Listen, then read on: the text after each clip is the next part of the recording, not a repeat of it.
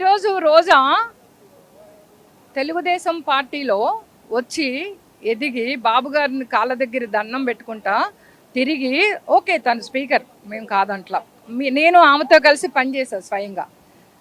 ఆమెతో కలిసి చేసినప్పుడు ఆమె చరిష్మా చూసాము, మమ్మల్ని కూడా ఆమె చూసింది. మేము అందరం కూడా ఒక టీమ్గా చేసాం.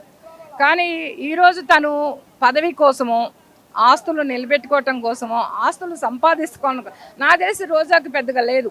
మా పార్టీలో ఉన్నప్పుడు ఇక్కడి నుంచి అటు వెళ్ళినప్పుడు ఒక 10 కోట్ల ఆస్తుందేమో. ఈరోజు వేల కోట్ల ఆస్తులు ఎక్కడి నుంచి వచ్చాయి ఆమెకి? ఇవన్నీ సంపాదించుకోవటానికి జగన్మోహన్ రెడ్డిని పొగడటం కోసం ఒక చంద్రబాబు నాయుడిని ఎంత దారుణంగా మాట్లాడిందంటే నేనైతే నా నోటితో ఆ మాటలు మాట్లాడలేను.